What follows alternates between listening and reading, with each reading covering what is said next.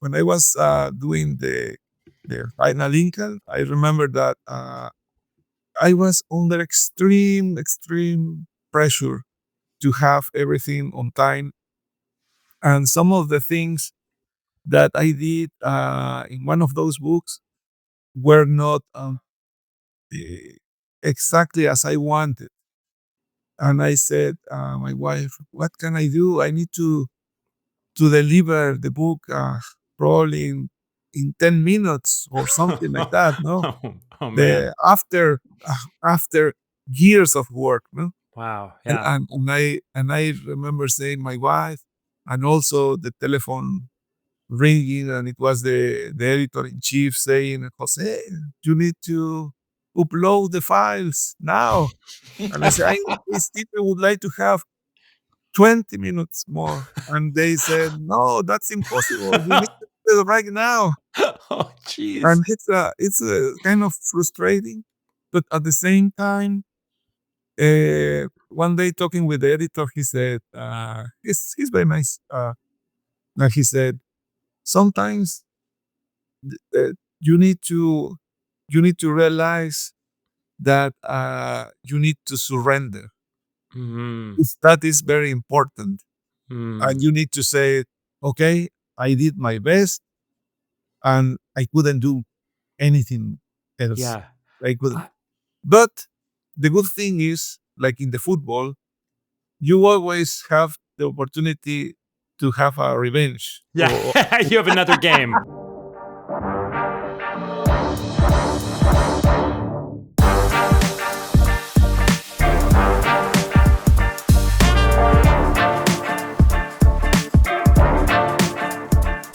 Hey, everybody. Welcome back to another episode of Comics Rot Your Brain, the show where screenwriters talk about the comic books that we love, mostly from the 1980s. I'm one of your hosts. I'm Steven Bagatourian. And I'm your other host, Chris Derrick. And Chris, we finally got to do an interview, and I'm so excited because we've been talking about this for a while, and what a person to start with, what an incredible artist to be the very first interview here on Comics Rot Your Brain. We are so thrilled and honored to be able to present this incredible interview with José Ladrönn to all of you today, and many of you are already familiar with the incredible body of work that Ladrönn has put out over these last decades in the world of comic books, both in America as well as internationally. Ladrönn is a comic book artist and painter originally from Mexico, and he has been influenced by such artists as Moebius, H.R. Giger, and Jack Kirby, among others. Ladrönn first worked for Marvel Comics with an extraordinary run, just an insane run on cable that he did primarily with Joe Casey from 1997 to 1999. Ladrönn did some other work in terms of the American mainstream before collaborating with Richard Starkings on Elephant Men, the work that he did there very much in a sci-fi context. And Ladrönn went on to work with none other than Alejandro Jodorowsky and took over from Moebius, one of Ladrönn's biggest inspirations. Ladrönn was handpicked by Moebius himself to complete the work that Moebius began with Jodorowsky on the Incal. And what an assignment, right, Chris? I mean, I can't even yeah, believe that. that's like That's some big shoes to fill. I mean, not even fill, but just like, but just to walk in those footsteps is crazy. And but if you look at the work, he's a very worthy successor of Moebius. So it was a smart choice for Moebius to go. I mean, he was smart to choose someone who doesn't um uh uh like whose style isn't so crazy different and is gonna dovetail in with what he was doing for all those years with Jodorowsky. oh um yeah. it's interesting in the interview, which you'll get to, is he talks about something he did, to make sure that he was, that he was respecting the work that Moebius did right. It's a very interesting thing that you guys got to listen to the interview and hear, and because his whole process and how he approaches work is unlike most other comic artists. So, Yeah. let's get into it. Now, one more thing we definitely want to say is that the whole reason that this interview with Ladrönn became possible is because of my good friend Maria, who runs an incredible art gallery here in Los Angeles, in actually the neighborhood of Glendale, here in LA. And Maria's got a gallery called the Ace 121 Gallery, where they are currently having an exhibition on the work of Ladrönn, along with another artist named Dr. Smash. And Chris, you and I were lucky enough to go check out this exhibition at Maria's Gallery last week, where we got to meet Ladrönn in person. And that's what led to us setting up this interview, which we conducted a few days later with him over Zoom. But we really, really have to thank Maria sincerely for helping all this happen. And of course, we have to thank Ladrönn for giving us so much time and being so generous with his insights and his schedule. But if anyone is in the Los Angeles area still, please go check out the gallery where you can see this show for the next couple of weeks. It's still going. It's an incredible art show, and you can see the work of Ladrönn and Dr. Smash. It's an exhibition called Kapow, Superhero Icons Unmasked, and it's going to be going up until May 3rd. 2025. So definitely go check it out and see what's there. And you guys won't be disappointed. The work is just gorgeous in person. And, you'd expect nothing less from Ladrönn. And now let's get into the interview. We're extremely casual. It's like just normal conversation. So thank you for taking the time to talk with us today. It was so great to actually get to meet you in person at your show. And, like we were just talking about, on our show here, we love to profile obscure artists or just artists that people don't talk about enough from the 1980s in particular. So, we'd love to hear any of your influences from the 80s or before, Well, yeah.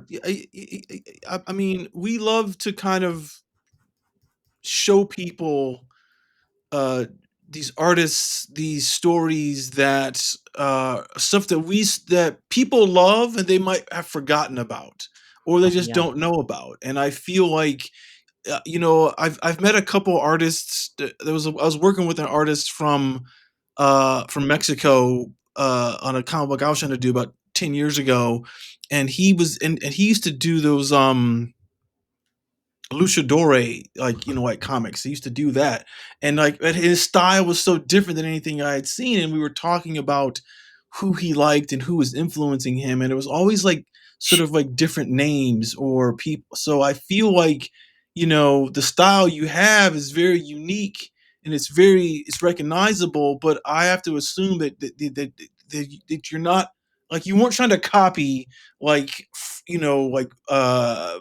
what's his name, like Silvestri or McFarlane or anyone like that, and you came out just after they were sort of hitting it. So so to us, we just love to talk about like those comics, those comics, those artists. I mean, you mentioned this Carol Day, which to me like I haven't heard of, but I just was looking at it and I was like, well, that's like really cool art. Like I mentioned, I thought it might have been Modesty Blaze because I like that type of art too, and I like that comic strip stuff. There's something very, I think there's a discipline to doing those works. It's a lot different because you got to like cram a lot of story into 3 or maybe 4 panels, and the panels all got to be the same size pretty much. So yeah, so talk to us about some of the stuff that influenced you. Yeah. Well, definitely, for an artist, there always will be not only uh, one influence. You always uh, have many artists that always are around your head, no? Because you see the works, you see the kind of things they do, and it's impossible to see. Um, or I would say it's impossible not to see the beauty of those works. So, in one way or another, the beautiful the the beauty of those words enter in your eyes, and it stays there in your head. So, I one of the things that I think pay a lot of attention. It's when the artists in the past had less resources, they had to find ways to do their work, but without thinking about color, or thinking about I don't know, other different techniques that we have today. Uh, when you see the works that were published in the newspapers, you can see how incredible these artists were when they were doing those stories. Most of the stories, something that is very interesting to me is were some kind of with realistic. Um, it was not a superhero. It was something Yeah.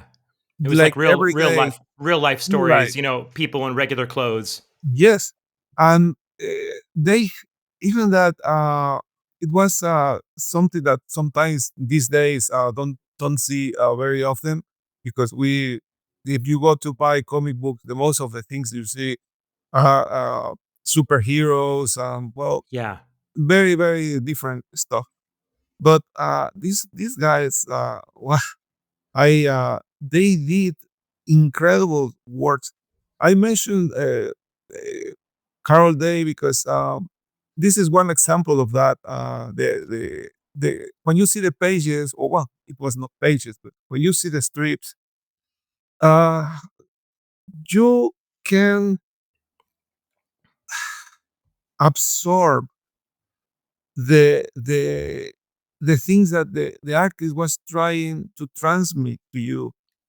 Uh, in a very unique way, because he was only using black and white, but the way he was this artist, the way he was doing the line, you don't need color to describe something that is in the script. You can see how this guy was detailing uh, all all the shadows, the Yeah. figures, and these guys had probably the same art school in some way. I don't know how to say it, but they had they were very fine artists for me, very elegant in their style, very Yes. also very unique, because even that those guys were doing different comic strips.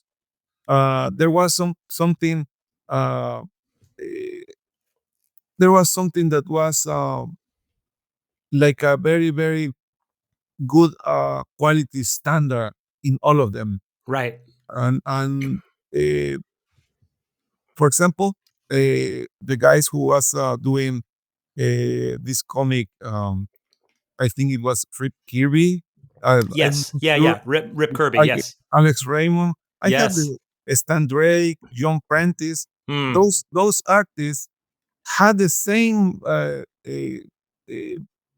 beauty in their work, Yeah. and they were only using black and white. And for me, this is very important, because I always think that, of course, colors make your art pop, no? Yeah. But but when your art looks so good without color, that is something that is not very common to see some these days. For example, No. I the works that these guys were doing, and other artists too. Like if you see, for example, artists like Moebius, he Right. was someone who was not always doing something in colors. I think he loved also to do things in black and white.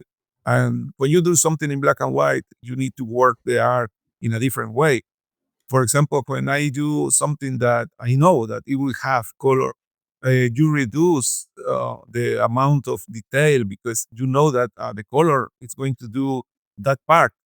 But when Right. you plan That's when you interesting. plan something that you think this will be good only in black and white, you need to work the black and white in a different way.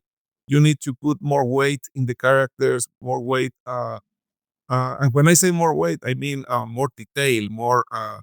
substance, the art. Yeah. Otherwise, it will be something very plain. No? But I really admire our artists that can do something uh, with the less things or the less resources possible, because in that kind of art is when you see the real skills that the artist has. Yeah, yeah, definitely. Yeah, I mean, that's such a fascinating point, Ladron, because you're right. The quality level was so high for those strips at that time. It was such a high level of quality. And it's very different than, the American comic book market where they have to pump out the monthly comics and the quality level is all over the place, but a lot of it's very low because, partly at least it's the deadlines and the pressure and the artist, they don't have the time to do that. And I mean, American comics are so, weird that way because the deadline pressure is so extreme compared to the European work. And, of course, the comic strips you were talking about, there were deadlines, but it was only a few panels, so you could Well, you could yeah, work it's those true. panels. It's a few panels, but it's every day. You got to have three That's true. pages That's ready true. every Yeah, yeah. day. I'm not saying it was easy, No, but no, but yeah, it's interesting you say that about you got to work it. When I think about those comic strips, that are black and white like that, because I used to love looking at. There's all those reprints of those, and when I like it, and I think you make a great point about you have to work the detail more. Like you feel, I think you feel the environments a lot more in those comics because like you said, there's no color, so you gotta like show me that like that chair, that desk, that car, whatever it is, the clothing has to feel yeah, there's I if you get a scarf on, it's not just the line work of the scarf. You might see like it's jagged to yeah. show Or that the it's the texture, the yeah, the texture of it. texture What of it. type what Yeah, type of fabric it yeah, is. what kind Yeah. of fabric? Yeah, that's a really interesting point that you brought that up. I like well, see, that's what I wanted to say is that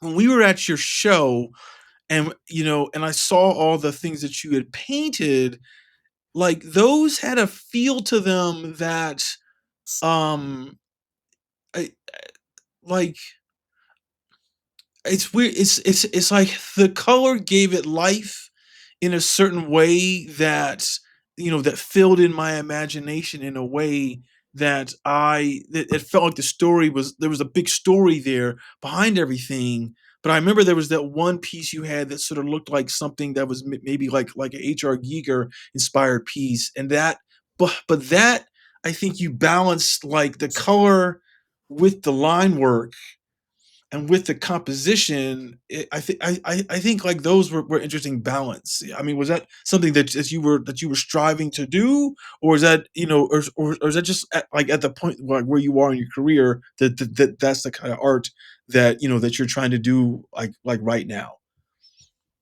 Um, Let me see if I understand. Uh, you mean you what you're saying is I don't know if I understood everything well, but I'm not sure if you are trying to say uh what makes the artist to choose one style or another to Yes, create yes, one piece or yes, something. yes, Yeah, I think yes, I think uh, I think uh, there are things that even that the artist should have the ability to create everything. It doesn't matter if it's black and white or if it is something in color. I think sometimes the artist, and I'm talking just because this is what I think. Sometimes there are pieces of art that you, as an artist, knows that you need to do it in certain way. For example, the you were talking about the recent drawing that I did with a girl in kind of Giger style. Uh, I in the past I created many layouts, uh, but it was only black and white, and I was Okay. trying to keep the same feeling. I think it depends of the things that you are doing when you take the decision and say, I think this for this idea, the best way to do it, the best way to transmit what you want to the people is to do it, for example, uh, eh, only with uh, only with pencil, only with ink, or only using, for example, watercolors, but only two colors. Uh, Hmm. it depends very much the piece that you are trying to create. Uh, that's in my case.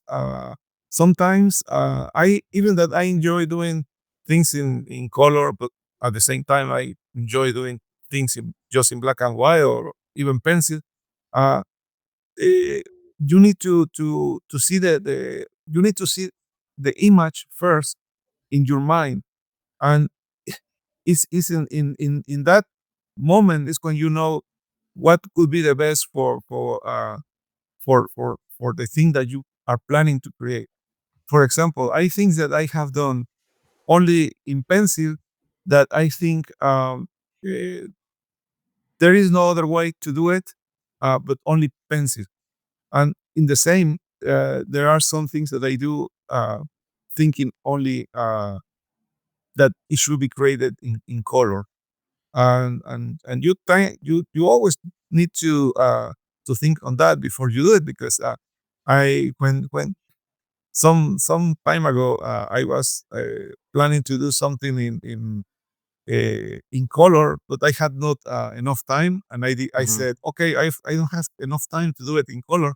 I will do it only in black and white, and it was crap. It was really bad because the original idea was Yeah. to do it something in color. They say, and after that, if you say, okay, no, this is really bad. I'm so I don't like this how it looks. But you do it again, and you do it in color, for example, and Yeah. you say, okay, yes, this is what I want. So uh, that's what I think. Sometimes that it happens. You need the artist needs to see the image first in his mind, and try to achieve that, because uh, otherwise maybe the result won't be what you expected. So I Yeah. think well, that's I don't know if that was exactly what you were No, no, no, asking. no. No, that's exactly the answer. That I mean, I wasn't sure what you were gonna say, but that's a great answer for what I asked. So yeah, yeah. Yeah. Yes, No, that's yeah, it's really fascinating hearing that you were influenced by comic strip artists, Ladron, because I wasn't expecting that necessarily. And this Carol Day work is really beautiful. Like the cross hatching, the just the composition, all of it is like it's exquisite. It's like it's really masterful looking. And I think that so much of the art, you're right, back then the quality level for the strip artists, but even, if I go back to the 50s, I'm curious, were you a fan of some of the EC comics artists like Al Williamson or Wally Wood, or even Frank Frazetta did some comics for EC, like the horror comics, the sci-fi comics, because those were guys also, I think, in American comics that were very masterful at a very high level of pen and ink work. And it was like a weird moment in American comics where that level of work was being published monthly for a few years there with those classic EC comics. Were any of those comics things that you read growing up in Mexico? Any of that old EC stuff, the sci-fi, the horror books? no, not really. In Mexico, not all the comics that was being published in the United States uh, arrived to Right. Mexico. Not Sure. all of them. I think it was because and especially in those days in the 50s, Yeah. maybe there were other comics that started uh, to be more attractive for Hmm. Mexican readers. Uh, I remember that one of the comics that when I was a kid started to find it was the the comics that were published but by DC Comics or Marvel Comics. I remember those, and those also were my first influences because Yeah. I had no uh, I couldn't find other things. I think those were the most popular comic books.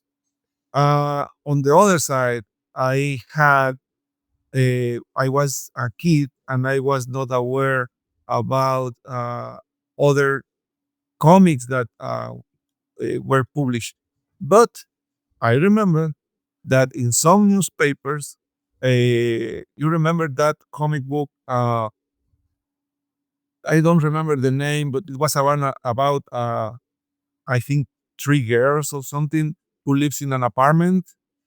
The apartment Oh. is something I don't remember the name. Oh, was it Apartment 3G? I think so. Yeah, that was an old newspaper strip. Yes, it Yeah. was in the newspapers.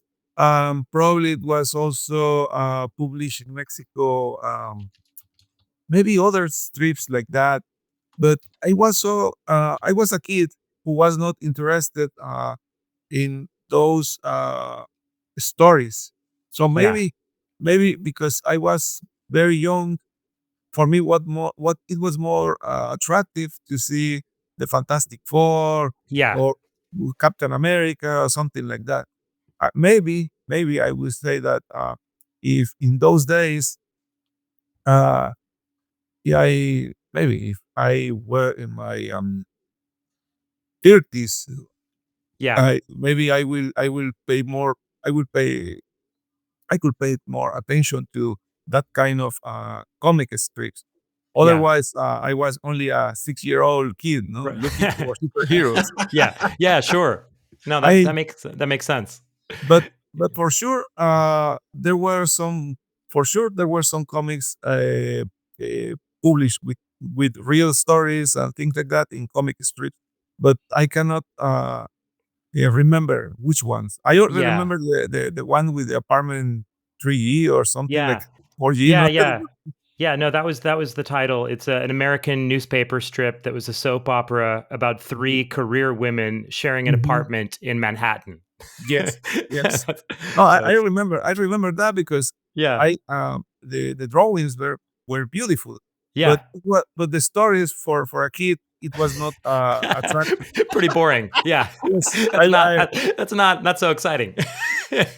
yes, Yeah. I That's really um, funny. Well, I want to talk to you a little bit about the Marvel and DC comics that you were growing up reading and what the influences were, or just what I'm really curious about. What are some of the artistic influences that people wouldn't expect that you studied, or people that really kind of artistically affected you in a way that nobody talks about or nobody would guess, maybe from looking at your art?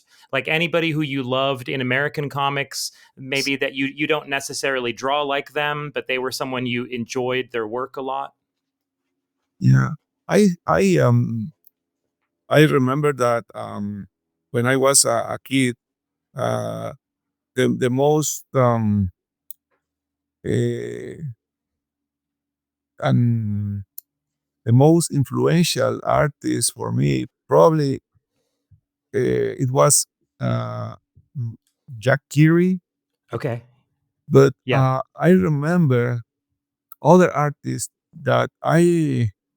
Uh, this is the sad thing about talking about this because you always know that you will forget Yeah, the I know. I'm names of sorry. many others, Yeah. and this is very sad because I remember when I was buying the Batman books, Yeah. and I didn't know. what was the name of the artist. I only was reading something that I loved, Yeah. but I was not aware about the name of the artist. Uh, if you um, I remember so many books. Yeah. It's hard to In, say. yes, So when you were reading the Marvel and DC books, would this have been more in the 70s or 70s and 80s more so? Like when yes, you were really kind of falling in love with the American comics and stuff like that? yes.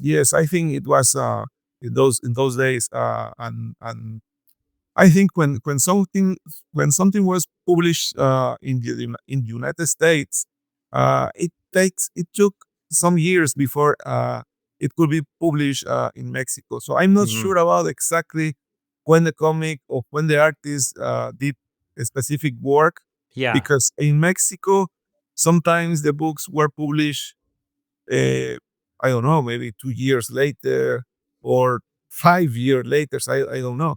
I remember that I was in the school, uh, eh, probably in the 80s, when I saw that a publisher in Mexico was had the franchise of the Avengers, Fantastic Four, and some other comic books. But those books were made in the 60s or Right. 70s. Right. So I said, well, this is looks beautiful, but this is not.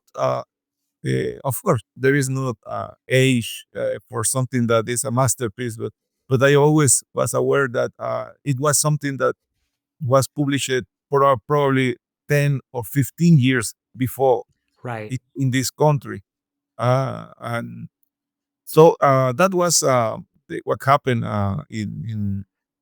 with the books that I was finding in Mexico. So that's The other- interesting. So Mhm, The Kirby reprints were probably they were getting to you like 10 years later after the Kirby stuff had come out. So you were mhm. discovering the Kirby from the 60s, you were discovering it in the 70s more.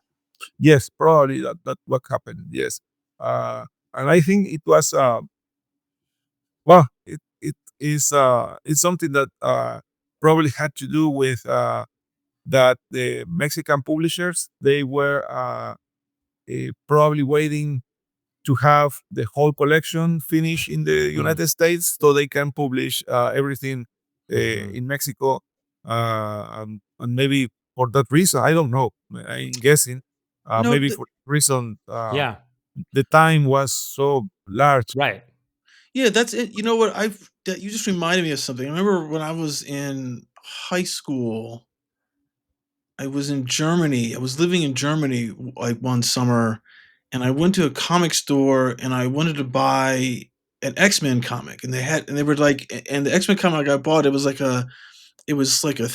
sort of like an 80-page issue. I remember buying this, and this but it was new on the stands in Germany, but it was the Dark Phoenix saga, you know, Um, and that had been published like 7, maybe even 10 years earlier, and I was like, Yeah, "How is this new on the stand?" But at the same time, it was the whole thing, like, it was like 7 or 8 issues collected as one, and this is before they were really doing, like, collected issues here, right? So I think it's interesting you say that they weren't publishing the monthly kind of floppy the way they were doing that here, like there in Mexico, because they weren't in Germany. So that's that. yeah, there is that delay, you know, that you don't know what someone's doing. But see, that's like that to me speaks more to the kind of fertile imagination that you have, Ladrone, is that you're seeing stuff that had been published and influenced the American art, you know. So there's that discrepancy in the time, and you still are able to look at that work and then say, "Oh, this is influencing me," and then create your own style that wasn't that's so it's not parallel with what was going on here. So I think that when you came out here, people were like, "Oh, that is so cool," because it wasn't so contemporary with what everyone was doing, Mhm. like now. yeah, yeah. Yeah. It was more timeless. Yeah, Yes. yeah. Um. Talking about that, maybe I always think um the things that happened to you in the past uh, always will be with you for the rest of your life. And when you were asking about what artists, for example, were a big influence in my work, Yeah. um, I can say that maybe thanks to that, the thanks to the things that happened when I was a kid, and the books that I was finding in the books, how you say, bookstore, okay, Yeah. comic store, uh, eh, they, I think it was a very very good thing for me, because I remember that some of the other artists that really were, I would say, my favorite artists. It was John Buscema, for example. Wow. Interesting. Yeah, but also John Romita. The Mm, classic this is Marvel artists. always Yeah. classic. Yeah. And you start growing, looking those words. And I had a sister who in those days she was also young, and I think she was buying a. You remember those comics that like romance comics? Yeah. Yeah. Sure. I Hmm. One of my favorite artists, and then enough years later, I saw the guy again, the artist again. It was do you remember Tom Heck? Oh Yes, yeah, yes, absolutely. correct, Yes, He yeah, did yeah, he did wonderful work on the romance comics. uh, Better even than his superhero work. He was much better with the romance work, I think. this, and then years later, he did also great comic books for the Avengers Hmm. series. Yeah. And one of my very, very favorite books, well, it's one that I have in my shelf all the time. Hmm. It was something that he did in DC. Hmm. It's a Wonder Woman comic book. I Okay. don't know okay, if you remember that. He did the pencils, Uh-huh. and other artists, a really good artists, did the ink. For me, that was one of the best, very best works that I saw by Don Heck. Oh, So interesting. all these artists were uh, always close to me. I remember that talking about the books that my sister was buying for reading. Uh, I think maybe I don't know. But I remember as soon as I see my sister stop reading those books, I always was and getting the book for me. Maybe my sister say, "Where's my book?" But I had my small batch of comic books there because many artists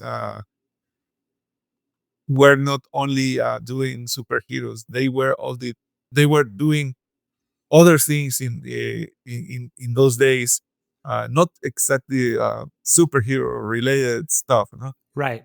John Romita was one of those. I remember reading something that John Romita did a lot of romance comic books when he when after after Steve Ditko in Spider-Man, I was reading that in Marvel, someone said we need an artist who can do beautiful girls, and everybody said Romit, he can Yeah. do. And Yeah. for me, this the Romita's Spider-Man is the best Spider-Man. I can see many others, Yeah. but the the only Spider-Man that I still have in my mind is his Spider-Man. Yeah. So, and when I was talking some minutes ago about the works that the other artists were doing, but not in comics, in in in in newspapers. Mm-hmm. I want to say something else about that. Yeah, The sure. works that this artist did, you need to go a little bit more. Uh, how do you say, to the past, or I don't know how Yeah. to say it. Uh, and this is something that I discover uh, now that I'm older. Mm-hmm. Uh, you need to sometimes you need to see uh, in the past to find uh, where's the source of many things now that are happening now. And in this case, I'm not sure about if was the case of this strip artist, but I'm not sure if you are familiar with the work that an artist called John Singer Sargent Oh did. yeah, yeah, Yeah. yeah, yeah, Yeah. Yeah. yeah, I yeah. know. If you I know his see work. Yeah. his work, but not the painted work, because he's so famous for the painted work. Mm. He also did watercolors, Mm-hmm. Yes, pencils, but he also did some works only with lines, only with Mm. illustration. Yeah, black yeah, and yeah, white. yeah. Yeah. If you find in the web I'm small looking. holes, I'm looking right now. Yeah. you will see that it happened the same as the artists that were doing comic strips in the newspapers. He only had, when he was doing something in black and white, he did some work that you can see uh, you can see the texture Yeah. of the clothing of the elegant ladies, only seeing the way he was working, the detail, Mm-hmm. the how do you say, the folding of the clothing, and Oh, the drape. Right. Yeah, yeah, and yeah. The see, Yeah. drape. Yeah, the way it drapes. Yeah, yeah, yeah, yes. yeah. So I think this is what really is something that I uh, admire very Right. much. Right. That. When you find all those, when you when you lean in the classic, Mm-hmm. it's what you even that you do something completely modern and whatever you want to do. That's your taste, but Yeah. always try to learn from the classic. Always, because there is where you can find uh, the I don't know how to say that. You can find the best answers to Yeah. your artistic uh, Well, enthusiasm. Yeah, well, it's a much deeper knowledge too. Like there's a Yes. lot more. They really understand what they're doing, and I mean I'm fascinated by a lot of the artists that you look to and that you're talking about here, from John Singer Sargent to the Carol Day work.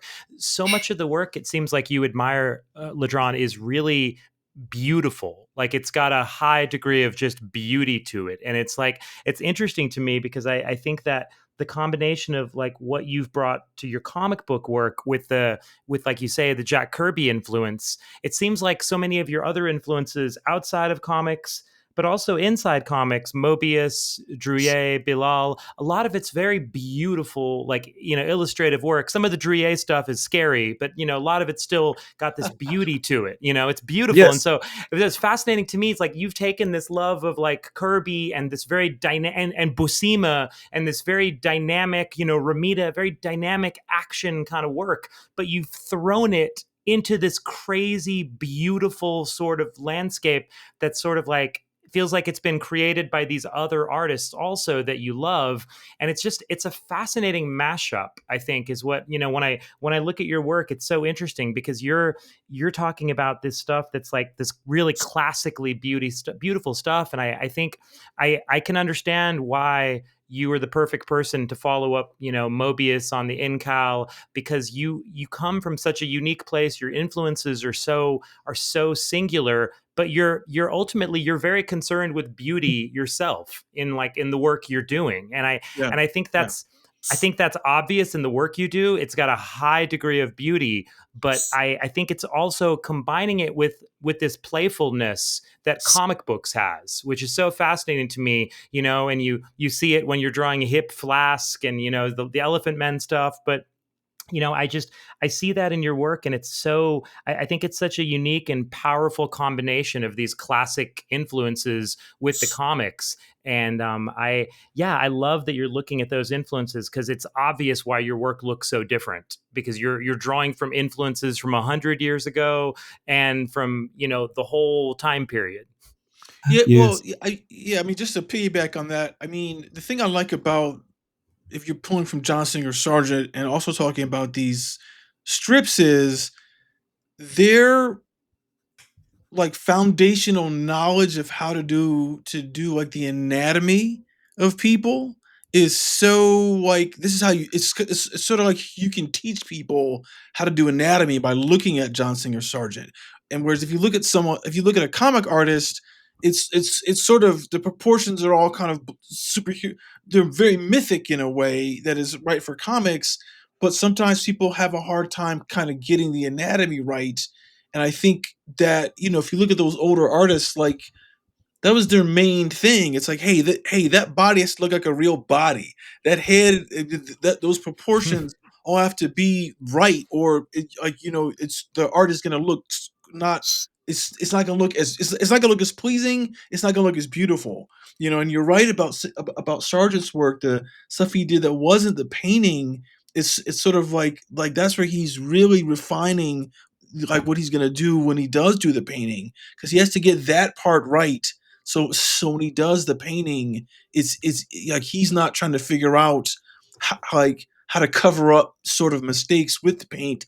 Like, he's very clear about what he's gonna do. It's just like what you said earlier about, like, you have this thing in your mind as the artist, like, oh, like, here's the photo, here's the image, and if I figure that out in pencil, to just kind of like see to get it maybe like a rough version so I can go to paint.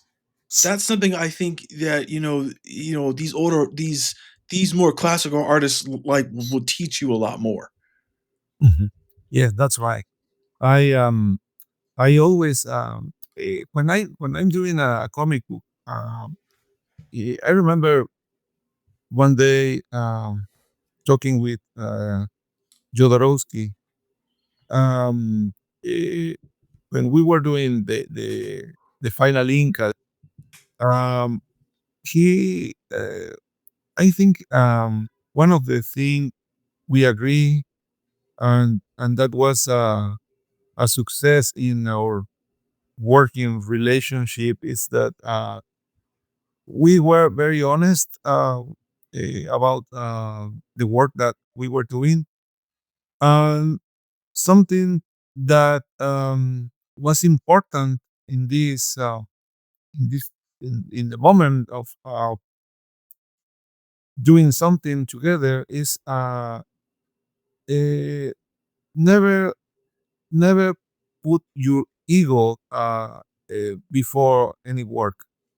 When you are an artist, you definitely has you have a taste, you have um a style, I will say, to do something.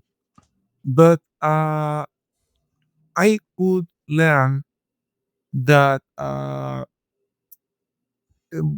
this is more sometimes more related to, I would say, uh, the ego of the artist.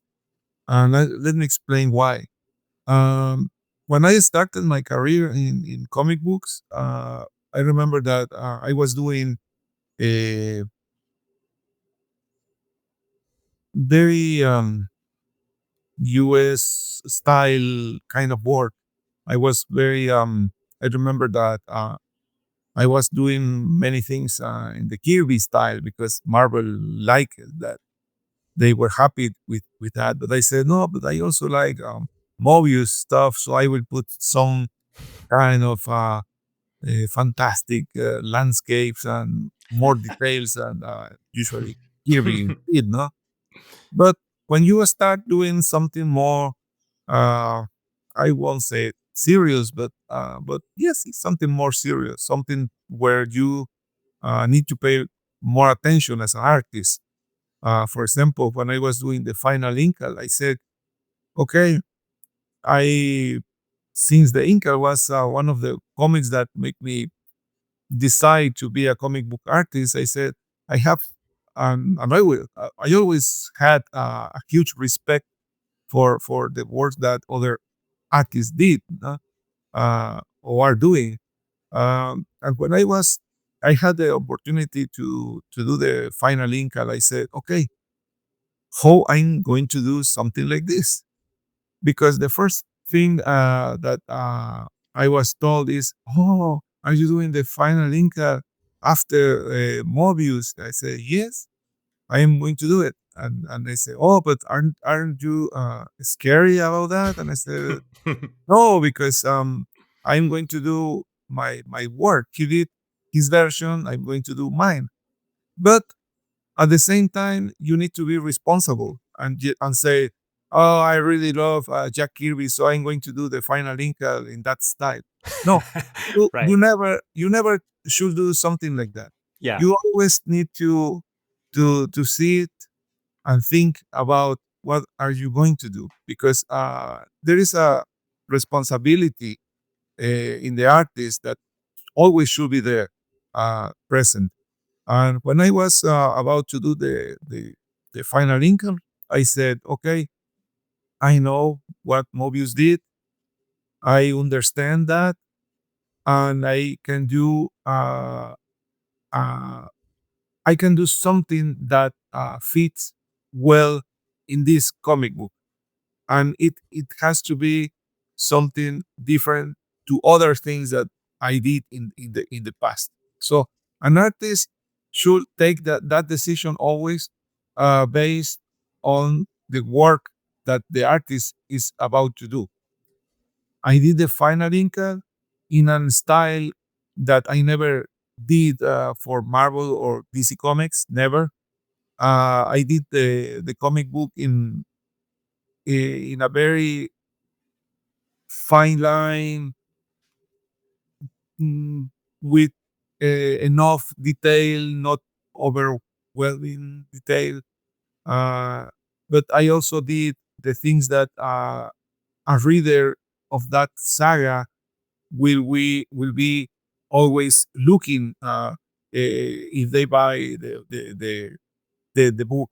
So when I finished the final Inca, I started doing the Sons of El Topo, and I said same thing here. I cannot do the Sons of El Topo, which is a comic book that is uh, after a cult movie. I cannot do it in the same style that I did, for example, the DC or Marvel stuff, or even the I cannot do it in the same style that I did the final link. So I decided that the book should have its own style.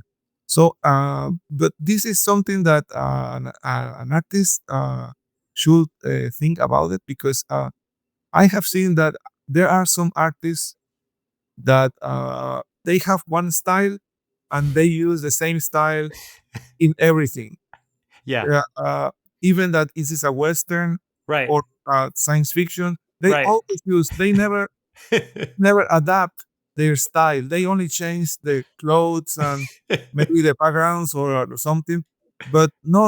A comic book is something that should be uh, something that you need as an artist. You need to respect very much, because I don't know if other artists think the same as I do, but for me, doing a comic book is something that is really hard, because takes me a lot of time, takes me a lot of hours. is part of my life. So I try to do something that can be around for many years. I try Mm. to do something that I said I'm proud of this thing that I did, and I'm sure that I did my best, and I hope this can be for many time.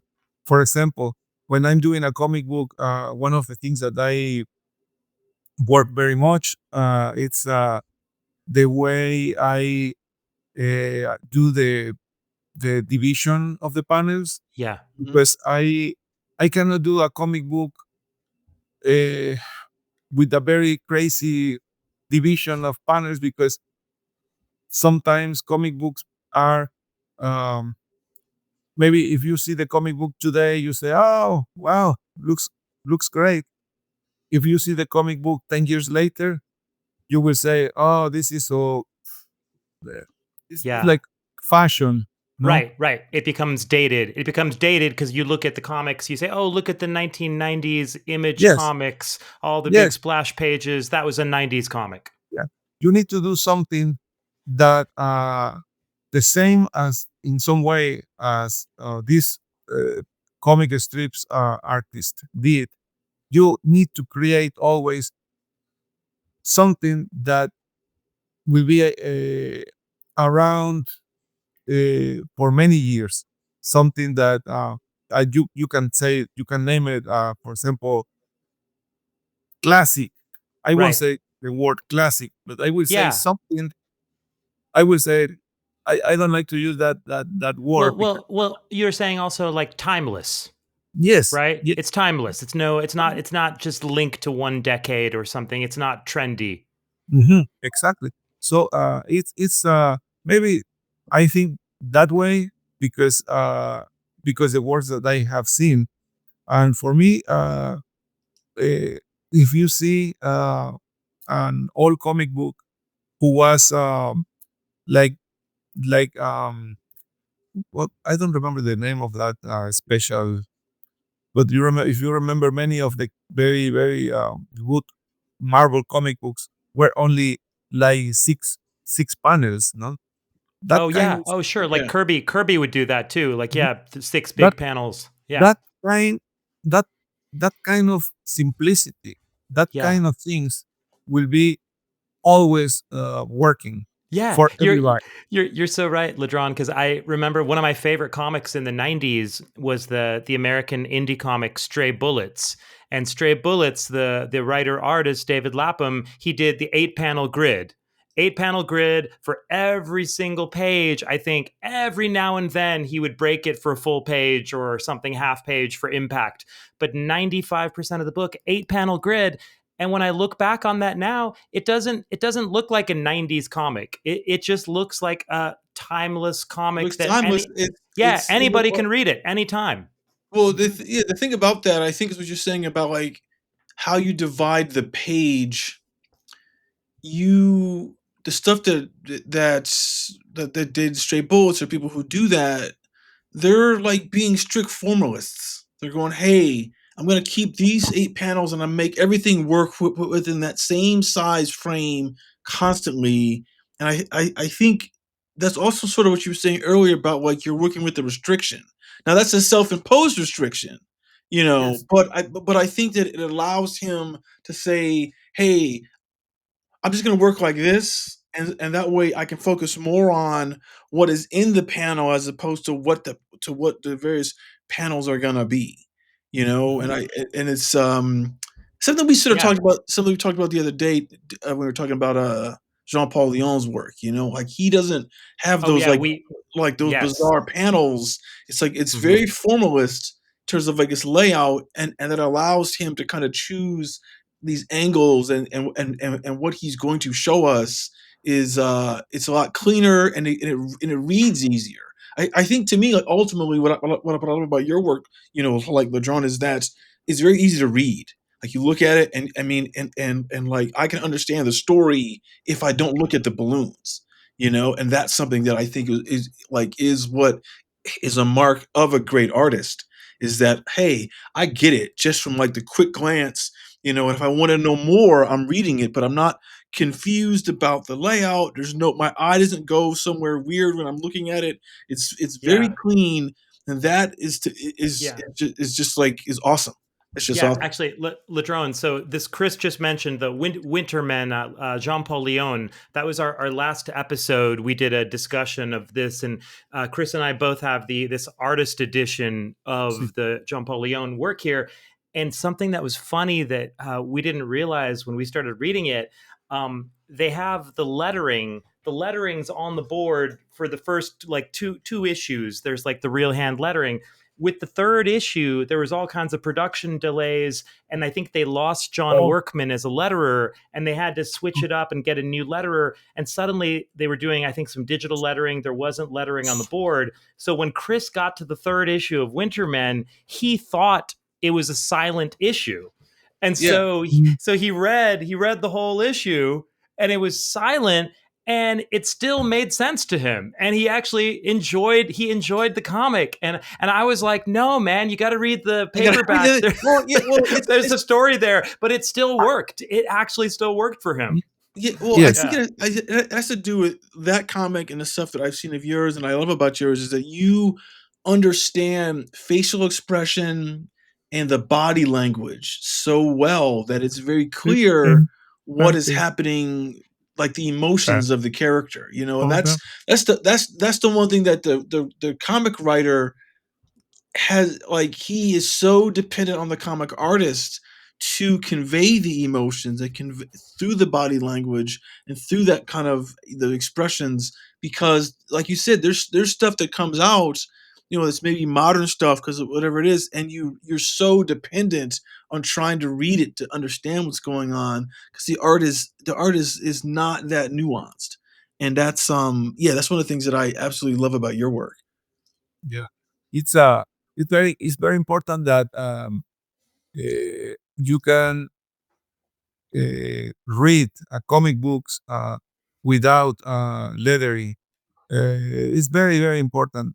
You know, John Polion was a fantastic artist. I have some folder in my computer images of that he did because he was uh, always working very well the black and white. He was Yes. fantastic artist Yes. doing that. Uh, and he's he uh, puts together the many of the things that I loved in the work of an artist, which is what we were talking before about the comic strips.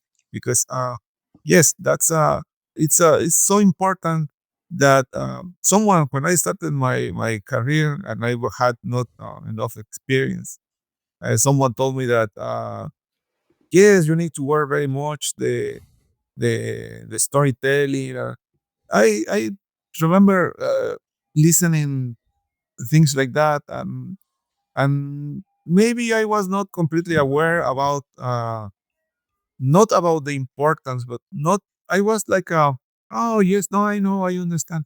Uh, but uh, but yes, it is very important. It's you always think about comics uh, with balloon, with text, but not all the comics should be like that. I have seen many books that or many stories that Moebius, for example, did without a single balloon or single text. Only the only text you see in those is two things: the title of the story and his sign. No? Right, Yeah. right. Other, That's it. and Yeah. that's Yeah. and this is something wonderful because you don't need to translate nothing Mhm. more than Right. just the title, and you can publish that probably in Japan, and they will Yeah. understand perfectly. And I it's and that is thanks to the way you put all the panels in the page, because the panels are doing the work of uh, well, they are doing all the work actually. because they you don't need to have sometimes text to describe what is happening. Of Mhm. course, when you want something more complex, you do something like that. Or for example, many artists still rely using special effects, for many things. And one of the things that I could learn in my last book, because when I was doing the Inca, I was adding some uh, sound effects. But when I was doing the my last book, which was more serious stuff, I remember talking with Jodorowsky saying, uh, "We need to do this in the most realistic way, and if we add a single special effects like something, I don't know, Mhm. uh, everything is ruined. Hmm. So you need to think the way you are going to draw every single thing so the people feel, even smell, I will say, what is happening in the page without a single mm, uh, No sound effects, soundless, nothing. nothing. Yeah, yeah. Well, And and that's kinda coming back to, like, what you said earlier, Ladron, how you have to adapt for every project and, your ego or your style has to kind of be subservient to the project, right? So this one, you're approaching it differently. I think that's so important what you said too about the lack of ego and being careful about that as an artist, because I think that gives you the ability to be open to when Jodorowsky or any collaborator challenges you, or you challenge yourself with something you haven't done before. Yeah, you're not just going to pull out your old bag of tricks and say, "Oh, okay, everybody likes when I do the Kirby thing. Let me do the Kirby thing." You say, "No, what's right for this story? What's right for this story?" And I think that's so important. But you're right. Most artists, most creative people, they get lazy, or there's too much pressure, or whatever it is, or they're scared to try something new. Some artists try a new style, they step outside and people say, "Oh, we don't like that, go back to your old style." So, but I think you're right, though. It's like a lack of ego toward the project in some way, but then you also at the same time have to have a confidence in yourself as an artist that you can adapt. So it's a nice balance. It's like not too much ego, but you've also got to have that confidence that you can pull out a different side of yourself, which I think is so interesting. And I honestly think that's really good advice for artists, so yeah, people don't just recycle the same thing over and over. yes. In this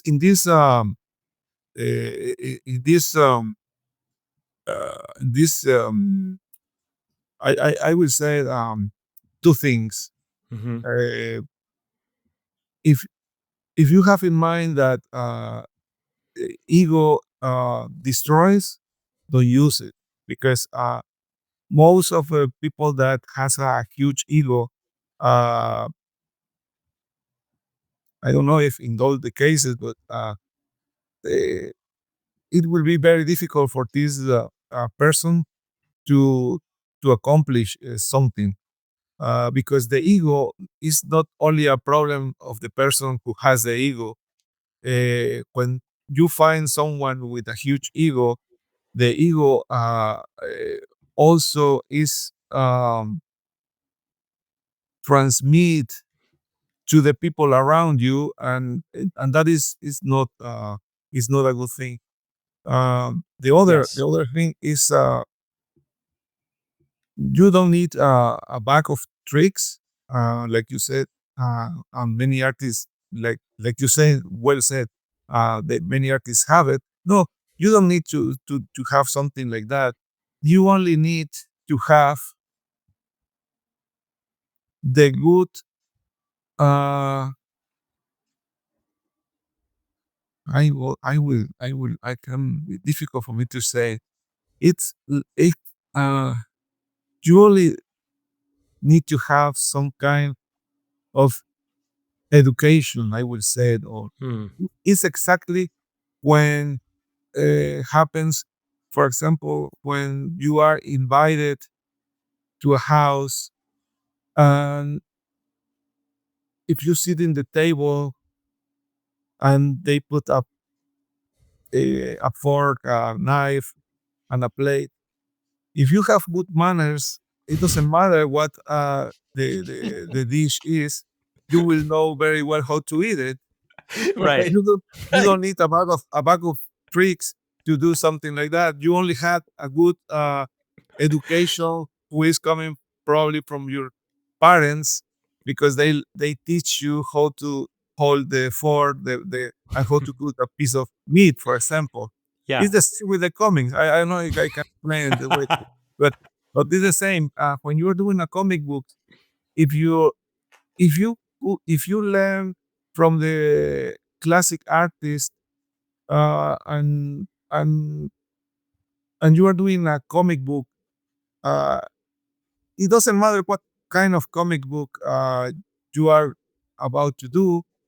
You will always will have the right knowledge in your head to do it.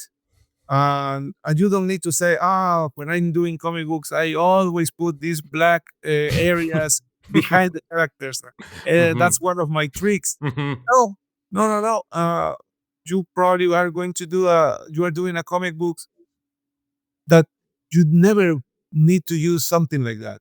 If it's not because you have other ways to do the things. The most you learn from looking the work that a good artist did for, and that is the importance of doing of looking a, a professional artist and uh, how do you say artists who really had a passion for their work. It's where you really learn how to do the things. I was forgetting other good artists that Oh, sure. that Yeah, that please. is I don't know if you remember he was I think he was from Spain, Hmm. because we were talking before about Alex Nino. Yeah. He was from Filipinas. Right. Uh, but there are others good, but really good artists who were working in the comic strip era. Maybe not. I'm not sure if it's familiar. The name Jordi Longarón. Oh, Jordi Longarón. Okay. I'm trying to. What was the strip? What did he I don't know do? He him. I was don't know him. doing he was doing an incredible uh, comic strip that was very uh, I know Jordi Bernay. no. No. Jordi Longarón. I think that's the last name. Longarón. Okay, hold on. I'm trying to look him up. Jordi Longarón. Oh, Spanish illustrator.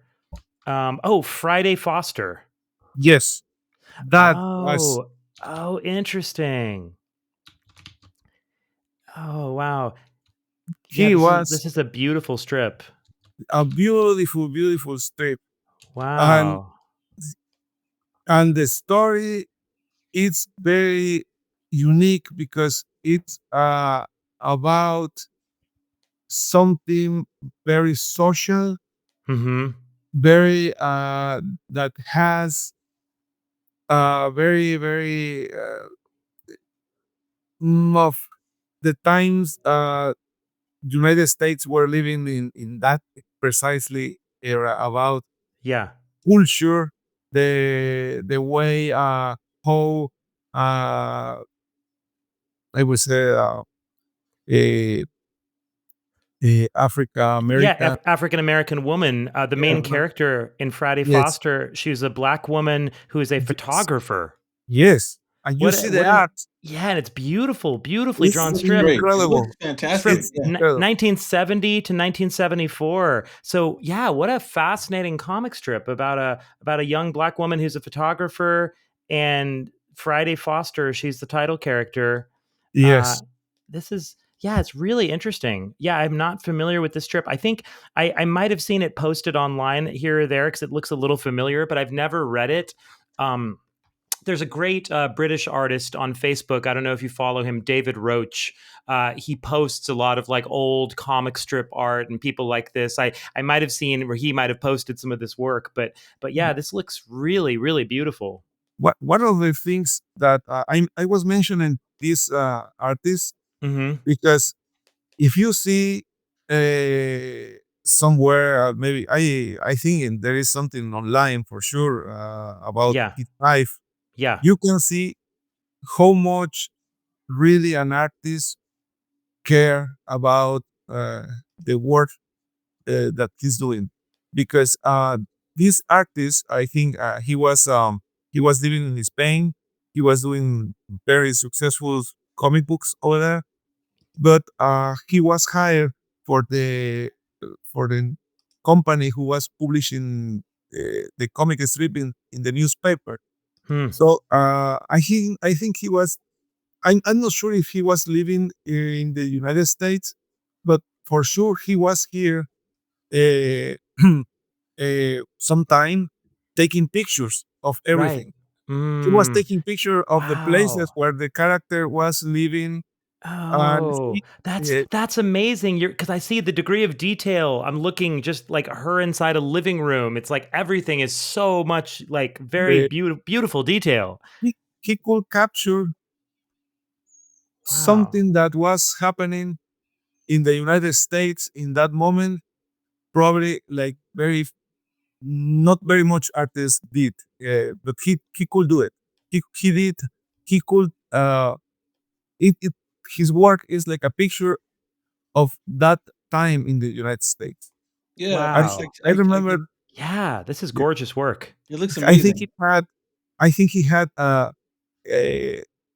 in the I saw some time ago a documentary about him. Hmm. Mhm. His I think it was his son who was explaining about his dad, the artist, Hmm. and his son said that his dad uh, had folders with pictures, very very Wow. classified, like cars, clothing, the everything, everything. That it was like a Like a reference file is what he has. Yeah. He's a reference Yeah. visual file with reference file. Yeah. Right. hundreds Right. hundreds of folders with hundreds of uh, pictures of everything.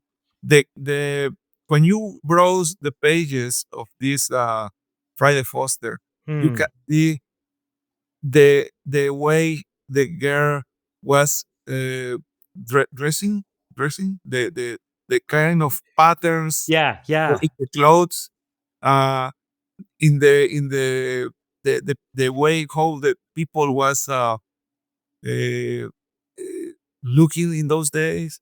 Hmm. How were the old neighbors? Very sometimes uh,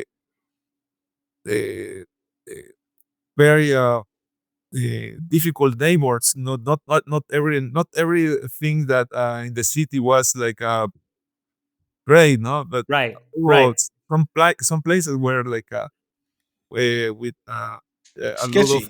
Yeah, Yeah. they look like poverty. they were dangerous. Look like there was like a yeah, like the poverty and the level of Yes, crime ridden. Yeah. Yeah. Yeah. and It looks well, yeah, I mean, you can see that. You can totally see that in these page in the stuff I'm looking at now, like Yeah. the little strips, the reprints. Yeah. That's You're awesome. right. You can it's see exactly how much he cares in every panel. You can see how much he cares. and this is we always we what this I always will return to the same point when you see a work like that, a work that for sure was hard to do. In this case, when you see something like that, uh, is that's exactly what an artist should do or should be. I don't know what to say. Uh, you as an artist should always take the responsibility to create something that can be there for many times for many time. because it's so much the effort that sometimes you do creating something that is a real shame that you do a comic book today, and yes, it will be in the comic store maybe a couple of years, and then everybody is going to forget about that.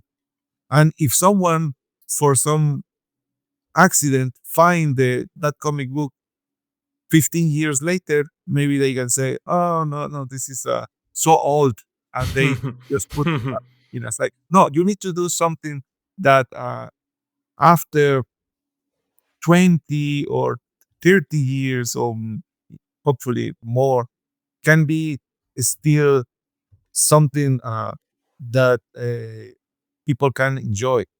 For example, one of the works that I really, really likes from Moebius is the work that he did with Dan O'Bannon, the Long Tomorrow.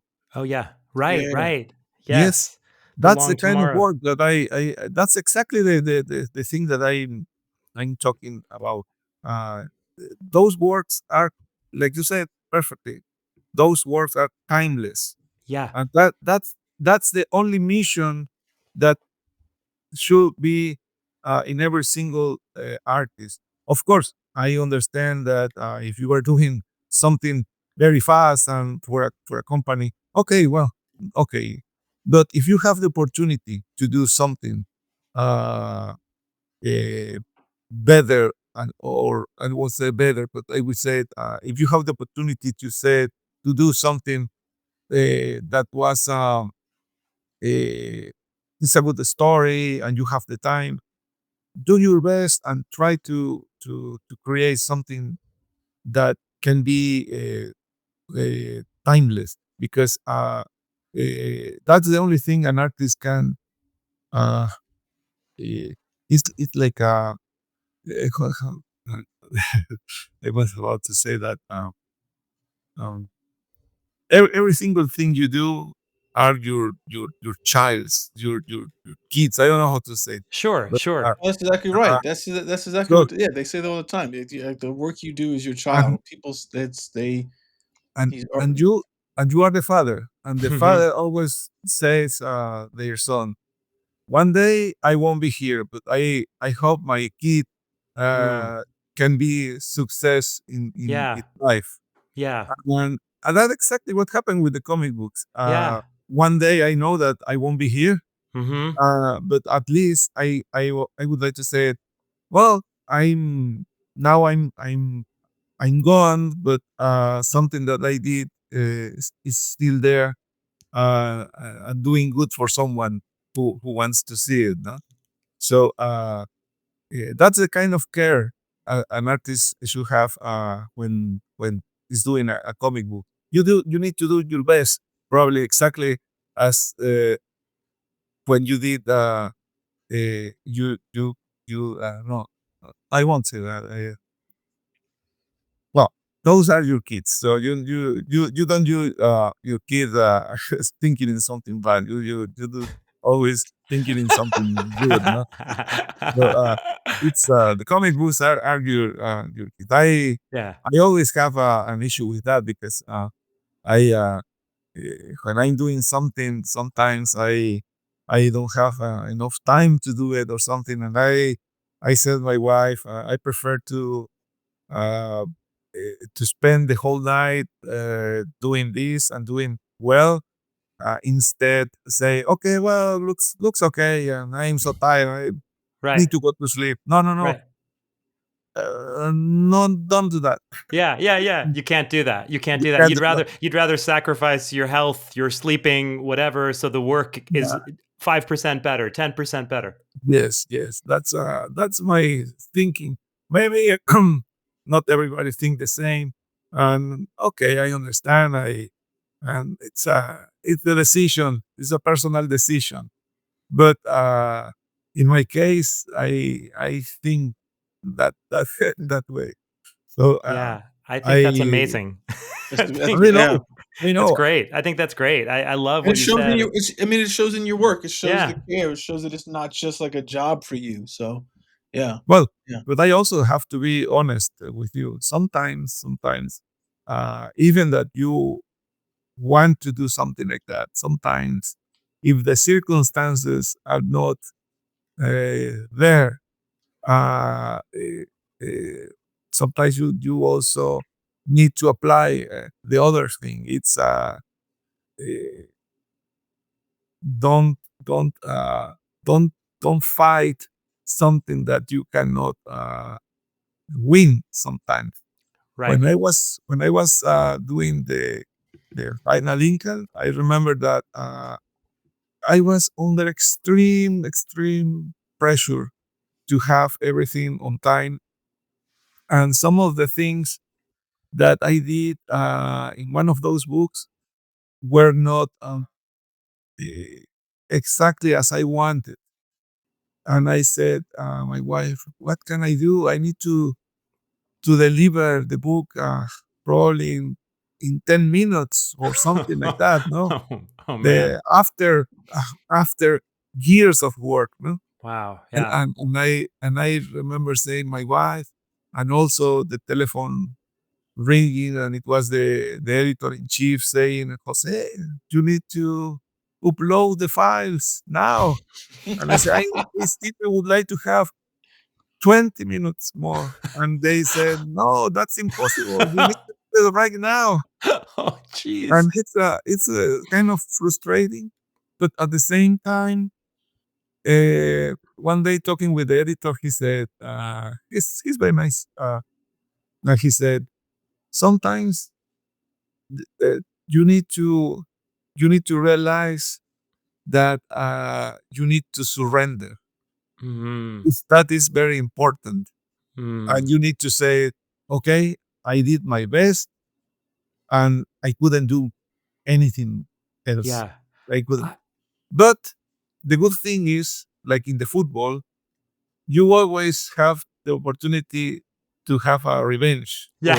You have another game. Yes. There'll be another game next week. In comics, sometimes that happen the same. Mhm. And something that I will say is good in my case is that I did the book, the Final Incal book. Same thing happened with other books. I won't say that's the only one. No, same thing happened with others. You finish the work the best you can. Then the book is published.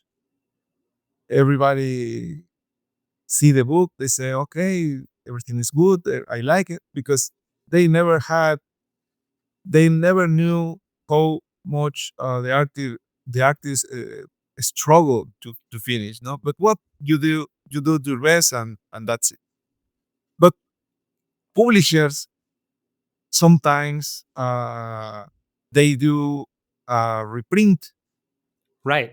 So I always ask the editors, if you are planning to do a reprint of this book, let me know with some months before, because I can finish the things that I couldn't do it before because I Yeah. have time.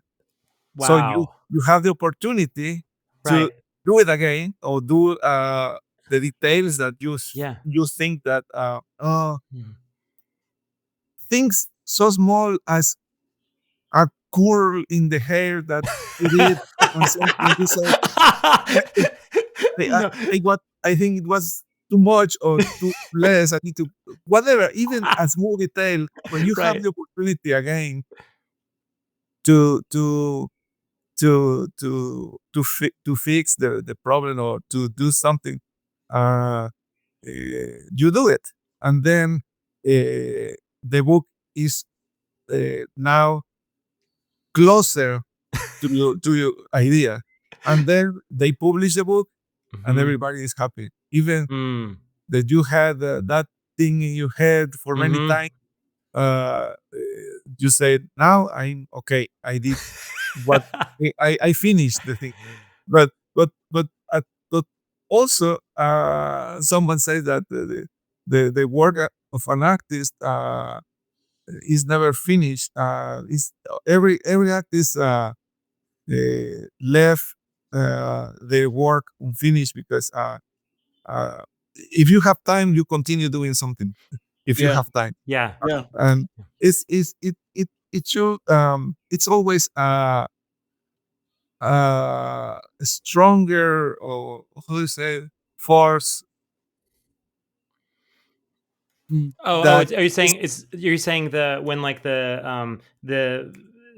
immovable object meets like the what's that saying? The something Immovable meets object something. hits the irresistible force. Is that what you were saying? Yeah. well, not what I don't know if that's exactly what I was trying to say, but what I'm trying to say is like is, for example, like when I was doing something, and uh, you cannot uh,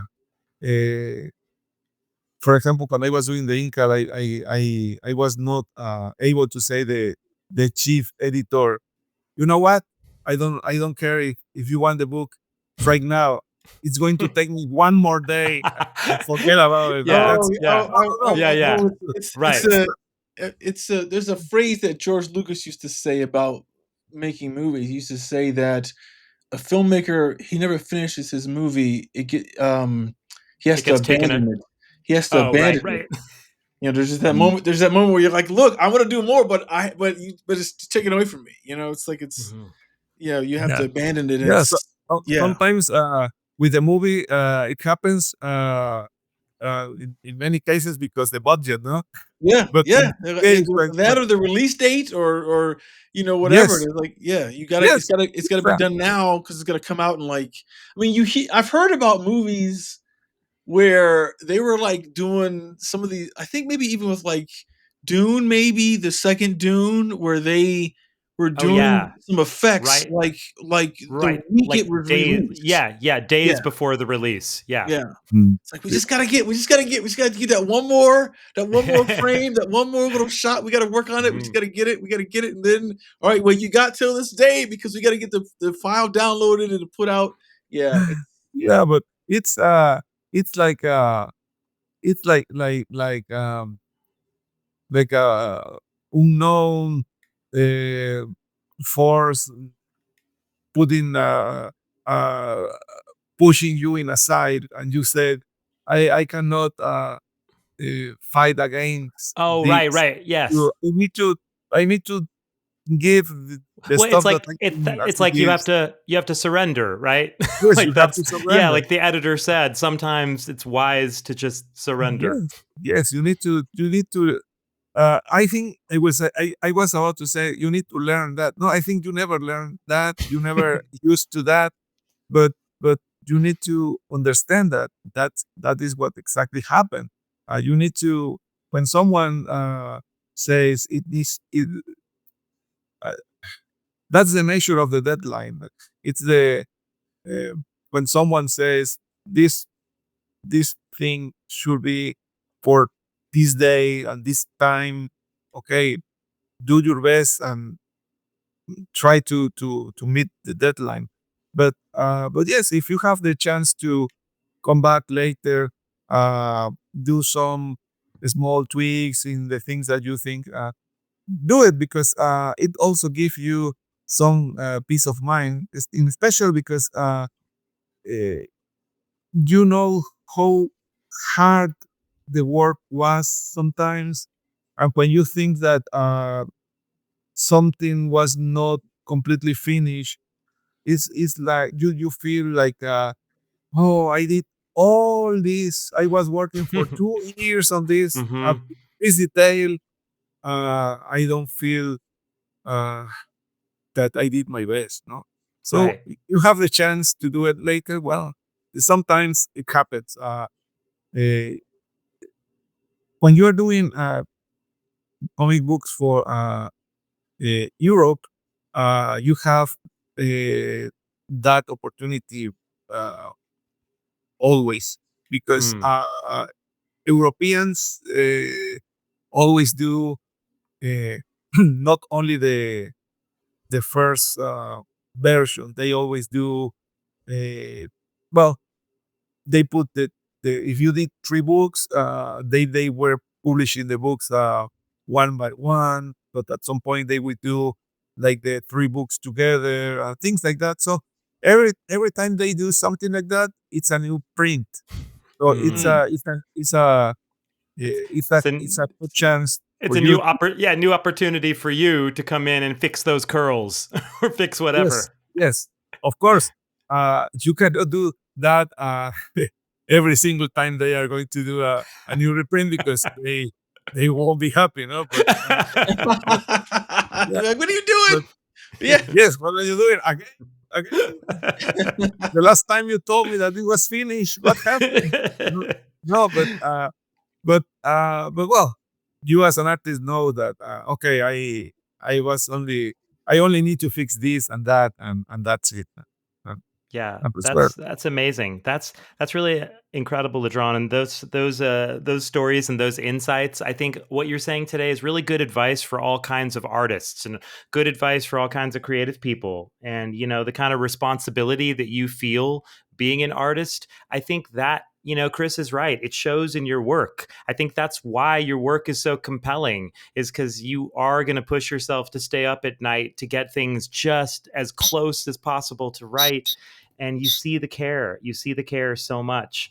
And yes, I think you see the care in all the work you've done, even like the long form, the European stuff, the Incal, the stuff you're doing with Jodorowsky.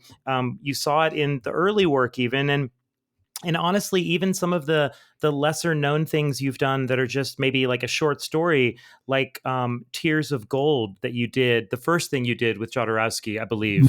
That was that just very short story for Métal Hurlant magazine in 2004, and it's about the young boy who's crying tears of gold. And it's a really crazy kind of a modern fairy tale. And I remember reading that story 20 years ago and being blown away just by that little short story. It's like one of those things that had a huge impact when I read it, but I just went back to look it up now, and it's only a few pages. It's very short, but that was a powerful story. I'm curious because I don't know if a lot of people have seen that or not, but was that in your mind when you drew that? Did you see that as kind of an audition to work further with Jodorowsky? Like you thought, if this goes well, maybe then I can work on larger works with him. Was that your thinking going into that, or did you just get this one job and you thought, okay, we'll do one job? Who knows? I uh, humanoids came to United States, and they always were, and in Europe. Mm-hmm. One day they decided that they should be in the U.S. market, and I think they started mm, to to find artists that could be artists known in the U.S. Mm-hmm. mainstream. I was doing in those days cable, I think, or something like that. So I was one of the artists. Oh no, I was doing the Inhumans. I was doing Oh, okay. with Yeah. Carlos Pacheco, and Oh. the covers that I was doing for those books were very Metal Hurlant. So Hmm. humanoids who was here in the States, they saw that work and they say, okay, let's Oh, print so out. it was Uh, the Inhumans covers that made them kind of think of you because it was more painted, more European looking. yes, because Hmm. here's another advice for an artist. I have many advice. Uh, it depends what's your final goal in your thinking, your career, whatever. Uh, that you need to prepare yourself for that. For example, when I was doing comic books for Marvel, I was happy doing that, but my taste always was more European, and the company that was publishing more of the things that I loved when I was a kid was humanoids, because Mm. it was the work that uh, oh, wait a second, I got a message here. Okay. Um, I could see the works of Moebius, Bilal, Druillet, and Philippe Druillet, and many others. Yeah. Eh, so I always was doing I always was doing things related to that quality standard, to that beauty. So Mm. when I was doing the Inhumans cover, I did four. Uh, of course, if I was about to do a cover, the first thing in my head is do it the way you want, do it in the style that you know uh, how to do it, but also the style that you enjoy uh, very much, and that is the European style. So those covers catch the attention of humanoids, and they say, okay, we would like that.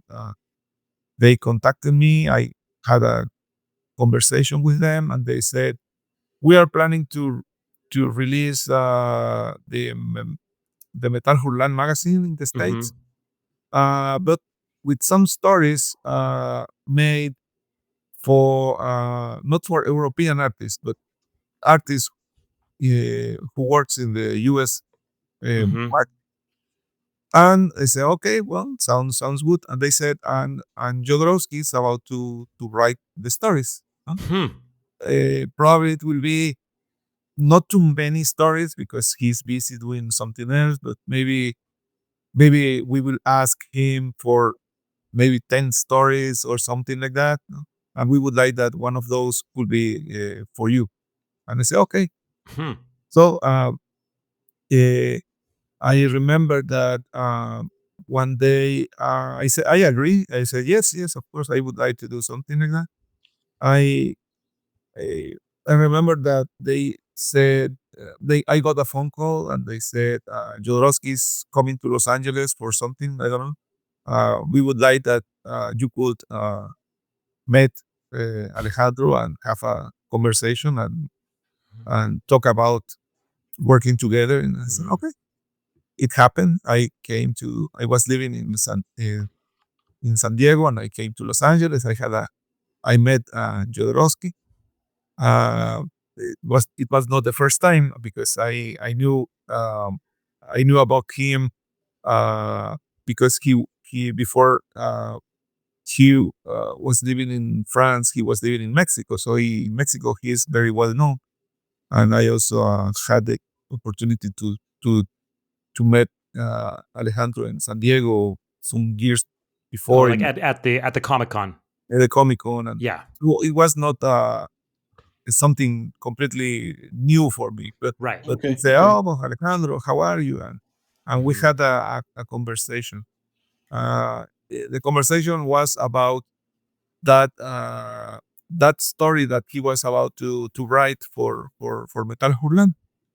And I remember that he said, "What what is tell me what's because he asked me about my family, he asked me about my background and many other things because he said I only work with friends, Hmm. and I always like to know how my friends or yes how my friends are, how my friends are, the background of my friends, no." And I would explain. They talked about my family, and then and he said, "Okay, I think I know you more right now. I have a idea about you." And he said, "Now I would like to know when you are doing a comic book, what are the things that you enjoy more in a comic book?" Hmm. And, and I said, "Well, I like very much if I have to put in a scale, I would say science fiction. It's the thing that I really love most. Mhm. He said science fiction. Okay, well, let me think of a story uh, eh, eh, for you, and I will have that in a month from now. And I said, okay. I don't remember if I said I like science fiction and I like something else. I don't remember very well. I think I said Mhm. that I also like horror. I like Mm. because I could explain that H.R. Giger was one of my favorite artists. So. But basically he said, okay, science fiction. You love science fiction, okay. A month later, I got an email from him exactly a month later because Alejandro is, if he said this will be for this day, uh, it will be for that exactly day. He's very Wow. precise. Wow. And, and 1 month after I saw him, I got an email with a text file, and he said, "Here's the story that I wrote for you." And I opened the file, and I in that moment I knew that he was probably thinking something else for for me, maybe for working with him in the future, because what he sent, the Tears of Gold, Yeah. was not a science fiction story. Right, that's what I was thinking, yeah. And it was Yeah. a story in the 30s in Mexico, in a very poor in a part of the city with a lot of poverty and things Yeah. like that. Nothing like science fiction. And I Right. said, okay, but let me tell you what I thought. And I said, my wife, you know what? He's like this. He's sending this to me like a challenge. Mm. And Mm. I said, and this is for something because Mm. Alejandro knows about me, knows about my background, and uh, and I'm sure this is for something. And so I after read the story, I said, okay, well, it's fair to make a phone call and say thank you directly to him, and I will try to find out about if I'm right or not. So I make a phone call and I say I got your story. It's a beautiful story. Thank you very much. And I said, but it's not a science fiction story. And he said, yes, I know. He said, but why I should do a science fiction story when science fiction is the thing that you do best? I had to do something that can show me how much how to say uh, I want to see from you more than science fiction, he said, or something like that. Mm, Mm. mm. It You, doesn't it's the challenge, like you said, it's the it's a challenge. Yeah. challenge because Yeah. he said, if I send you a science fiction story, I know that you will be doing that very well. So it doesn't make sense, he said. For that reason, I did something that it has nothing to do with science fiction, not like No. patience and things like that. Yeah. And I said, my wife, this is what Jodorowsky told me, no? And I said, uh, he's like preparing me in some way as an artist or something like that. In that moment, doing something else with him, like the Inca or something like that, it never happened. It never, how do you say, crossed Didn't it my didn't it didn't cross your mind? no, because I said those are uh, complicated things when you are talking about a project like that, because you know that the Inca was made by Moebius, so there is no way that you are going to do one day the Inca. No, no, no. That's not the kind of thing. that happened. Not exactly like that. So, but what was clear for me is that he was trying to to challenge me, to make me do things that I never did before. So that was the, the, the the what he did with Tears of Gold. Well, I think And that's amazing. yeah, and I think the truth is that I did that story trying to do something. I with the passing of time, I still have the script. Some a couple years ago, I was checking that the same script with the same script with Jodorowsky, Yeah. uh, and we were talking about that, and I said, no, if I could have the opportunity to do the same story again, the very same story, maybe I will do some small changes in some things. We were talking about that after years of that work, because I still think I still think that I can do better, because you always want to do better, and it Right. was interesting for me to talk about Jodorowsky, about that story, especially after many years of the story was published. And I also need to tell you something Hmm.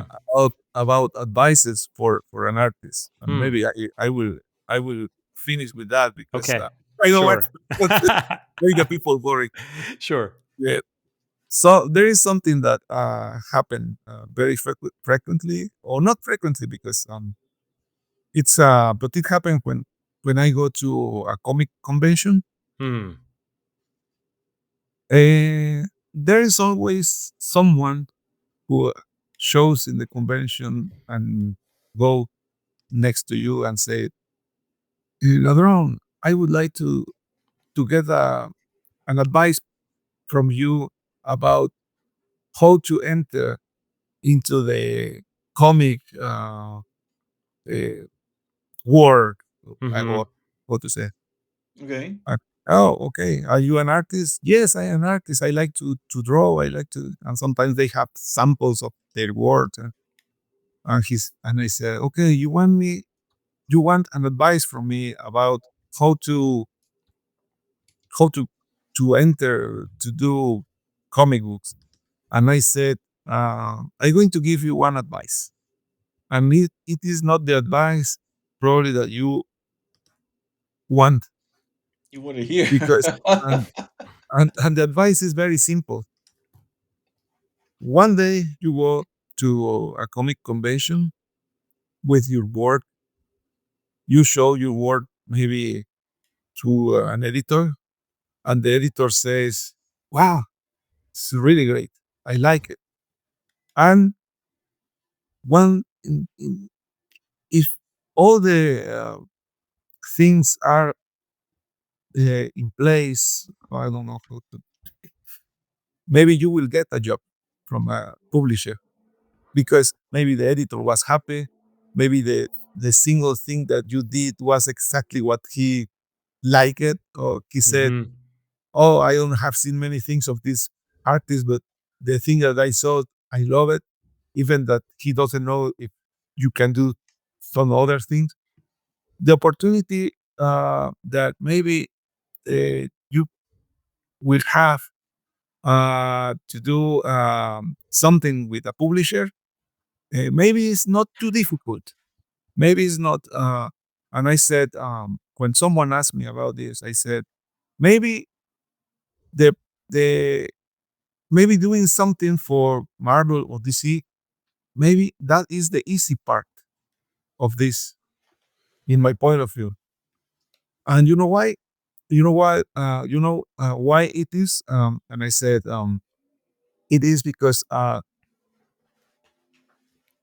opportunities are given for publishers to many people, but What it happens later, that's important. The opportunity to do something, yes, it is important. But the most important thing is, what are you going to do with that opportunity? And this is the part that probably is not going to like it, because I know people that said, people that I have met in the past who had an opportunity of doing something for Marvel or for DC, and after they do that, they never get another job. And that is for a simple reason: the thing they did was not good enough. The opportunity, probably, as I said, the opportunity to do something with these companies or any other companies or publishers, maybe that is not the complicated part. Maybe that is, if you see, in a from a perspective, that probably can be the easy part of this, to receive an opportunity, because these companies always are Yeah. trying new They got to take shots. They got to take shots on a lot yeah. of different people. Yeah. But if you do something that is really good, and that only thing can happen if you have a good background, a background about classic artists, a background about drawing, a background. Maybe you like me. I never study drawing, but because I love doing drawings and comics, I could learn by myself. So the thing is, you need to be prepared for whatever thing they ask you to do, and you need to do it well. And that is the part when people who is asking me for this advice is sometimes disappointed, because one of Mhm. the things that they would like to hear is not that. They would like to hear something like, "Oh, sure, I can introduce you to an editor, and I'm sure he's going to love your work, and everybody is going to be happy." No, that is not a reality. The reality is that when someone says, "Okay, artist, you have here's a script for you. Mhm. This script, the, your life depends of how you do what the script is asking to you. If you do a bad job, if you do something that is something that you were not, what do you say? Uh, it's like a soldier going to war, but eh, he's there because he enlisted. But when he is in the battlefield and he take the gun, he say, "Oh, I forgot the bullets." Huh? Right, right. Yeah. So the same thing. The Yeah. same thing. It's when you are in with the opportunity to do a comic book. If you don't have the right bullets, the Mhm. creative bullets, no, I Mhm. would say, uh, you won't be able to defend yourself Mhm. against other really talented artists who Right. really, for example, imagine someone that said, "Okay, I give you the opportunity to do a story that was made before for Jean Paul Leon, for Yeah. example. Okay, are you Yeah. capable of doing something like that? Right. Okay, Yeah. yeah, That's so, a big question. Yeah. yeah. Everybody can get an opportunity in the business. Well, not everybody, but if you are trying, one day it's possible that it happens. The thing is, are you going to do it well enough to to to get another uh, email from the editor saying, "I love your work and I would like you to do maybe something else." Maybe sometimes they start offering you something small just to see what is your how you do it. Yeah. And if they see that you are a good artist, they feel confidence to give you something more, because you always and this is the other thing I always said, the people sometimes editors are more worried about someone that don't finish the work on time, uh, because at the end this is a business. So Right. our editor said, even that this artist is not the best artist in the world, but he always delivered the work on time, and it Yeah. saves the company. I'm happy. I keep the job. Yeah. Everybody is happy. The Yeah. problem sometimes is when they said, okay, this is an incredible artist, but he never ends on time. So it's a real shame, no? And Yeah. that is the other point, no? In the other side, no? Mm-hmm. Uh, uh, so you need you need to know all those part of the spectrum of the work that you need to work well.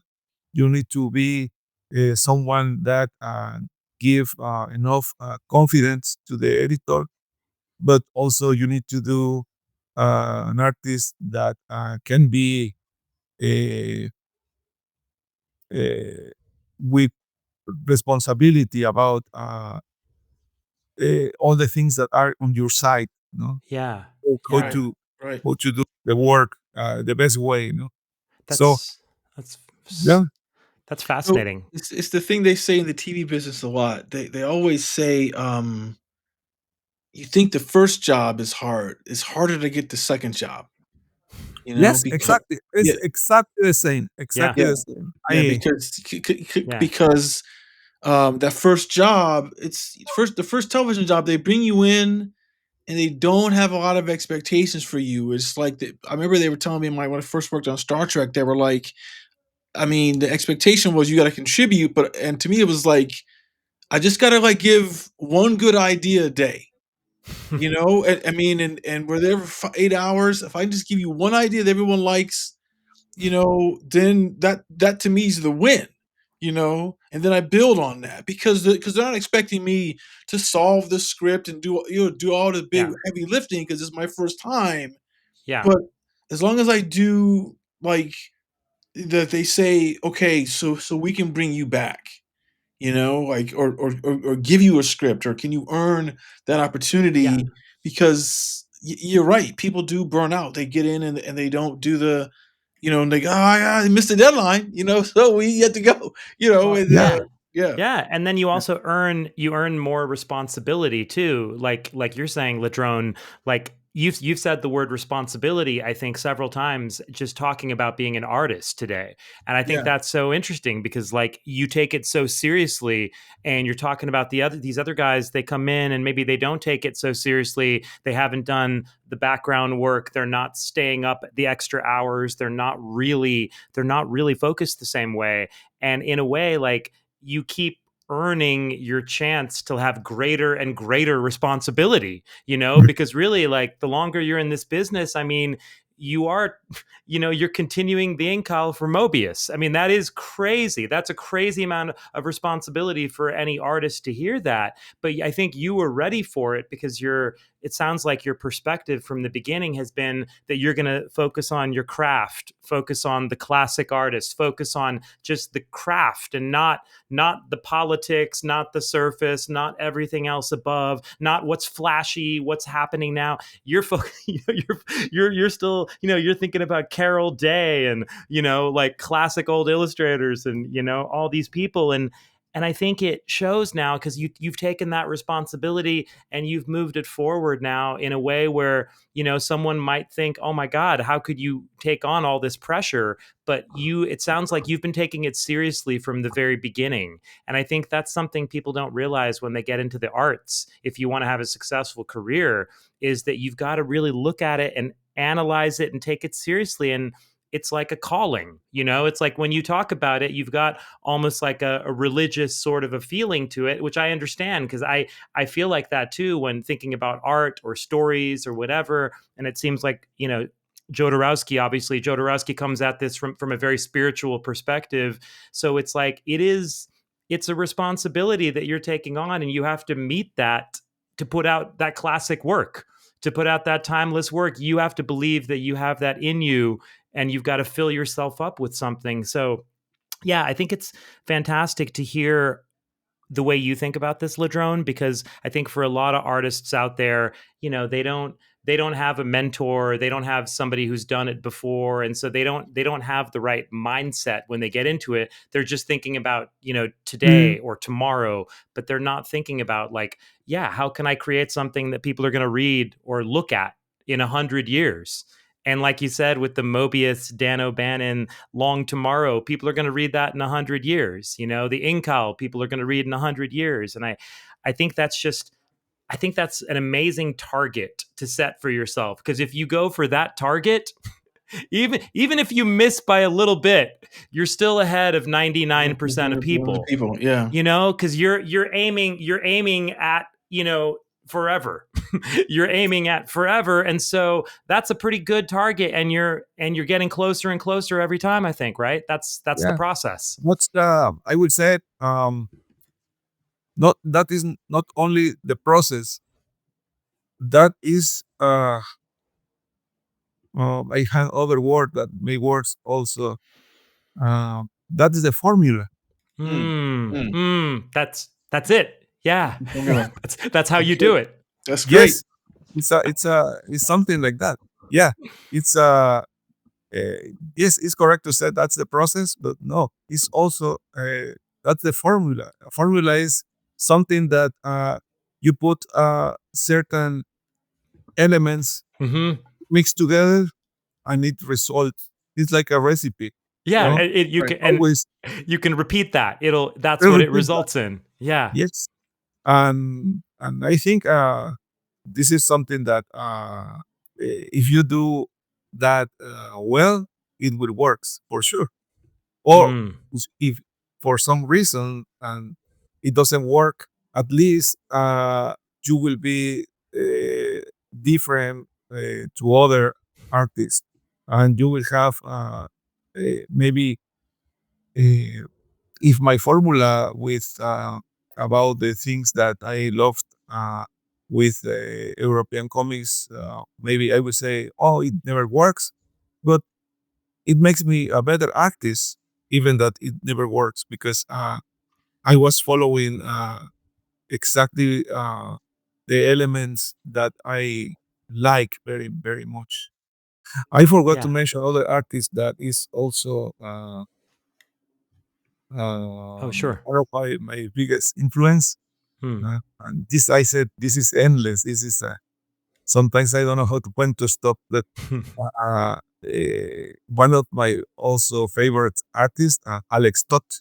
Alex Toth, of course. Of course. I almost brought him up when we talked about Jean-Paul Leon and the storytelling without words. Because Alex Toth is extraordinary. When someone, here's another advice. When someone asks me about I really would like to learn to how to draw and things like that, I always said, okay, if you have time, try to find books made or drawings made by Alex Toth. That's great advice. He's someone that where you can learn a lot of stuff from him, because his work was because his animation background, his work was sometimes very easy to understand. It's very simple and very minimal, but every line is so perfect. And the blacks, the spotting of the blacks, the composition, everything. Same he's thing. Great. Like the old masters. He was always doing. If you see, I have seen some of for example, when he was doing the Hot Wheels comic. Yeah, right. If you see those, yeah, he did a Hot Wheels comic, Yeah, literally. I remember now. Yeah, I remember now. Yeah. but well, not only that, but if you see, for example, those, but without color, Mhm. Yeah, is yeah, uh, yeah. Yeah, that Amazing Toth work, work. the Toth work, like his work really takes my breath away. He did a short story about it was a short story, I think, about Jesus and the murder of Jesus on the cross. Have you seen that? It's 5 pages. It was No. written, I think, by Bob Kanigher. It was one of these like kind of stories that Kanigher did when he was writing all these war stories. And there's this story. I think it's just literally a 5-page short story. And it's amazing. I'll try to find it here. But anyways, I love Toth. yeah, well, Yeah. So, I think we should wrap it up because we're at 2 Yeah, hours. for sure. We just asked you for an hour, and you gave us Yeah. an hour. Thank you, no, Ladrönn. I really love comic books, and I really love talking about this, and trying to say something that can be uh, in some level, or I don't know how to say it. I always like to say something that my experience in all this um, can be useful to someone else, because it's a difficult sometimes it's a difficult job, or maybe I would say. Yeah, uh, yeah, and and if you are going to do it, you need to know uh, l- uh, mm, how to do it, and in what you are, how do you say, getting into, or I don't know how to say it. yeah, And exactly. because if you are going to do comic books, I would say it, try to do it well. Yes.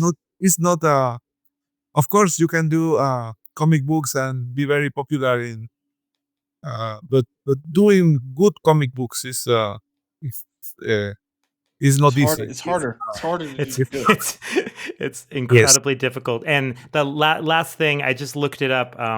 The story I was talking about, it's called Dirty Job, and it was a story Alex Toth drew for Our Army at War, and it looks like it was. I think it was written. I forget if it was. I think it was written by. I thought it was written by Bob Kanigher, but it says here it was written by Bob Haney. So, anyways, either way, it was drawn by Alex Toth, and it's this story, 5-page short story, and you've got these Roman soldiers who are complaining about their job, and they're talking about what a crappy day they've had or something, and they've had such a crappy day, and you're kind of with them, and you don't know what their job is. And then at the end of the strip, page 5, you see Toth has this full page of it's Jesus on the Yes. cross and the disciples, and you realize you've just been following with the people who killed Jesus for the whole story, and the final page is a reveal.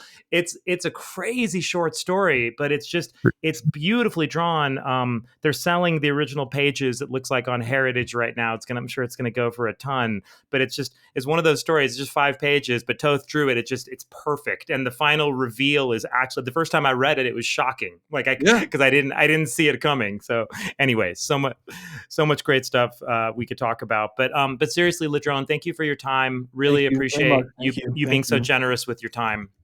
No, And yeah, no, when I it's me who want to say thank you, because it's much better if something that I said, and people can listen and understand a little bit more about this kind of work that many people like me does. I'm happy that I can put a little, how to say, grain of sand yeah, there, because I never had the opportunity to learn directly from an artist. I learned by myself, and everything that we have done was because my own autocritic, and so it's me who want to say thank you for this opportunity to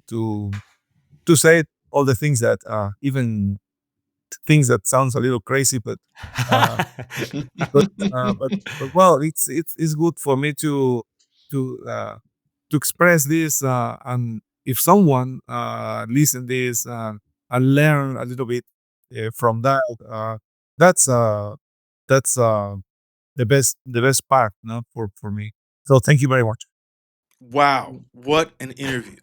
I mean, he is such a savvy artist, and I love his approach to how he wants to kind of adjust his style to, to fit the art that he's doing, the way that he said that he I mean, there's so few artists that would do that, that would like sort of change up their style to fit the work that they're doing. When he talked about how he had to figure out like how do I give reference to Moebius without copying him, but also not doing totally me. So I have to kind of like I have to find a different wavelength.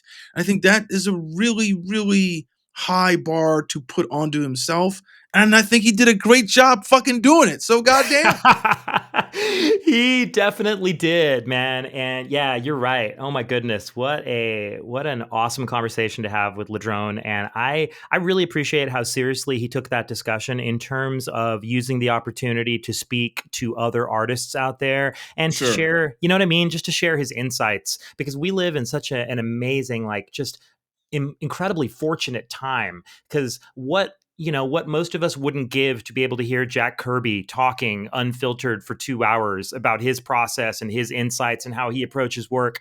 And now we're just so lucky to be able to get artists the caliber of Ladrönn to talk about how they achieve the work they do. And I got to say, my favorite moment in the interview, Chris, was when Ladrönn touched on that point about how making work as an artist has to be not just for the single moment in time, but instead it has to be thinking about forever and thinking about 100 years from now, and how ultimately everything you do, your goal, your North Star needs to be, am I creating something that's timeless?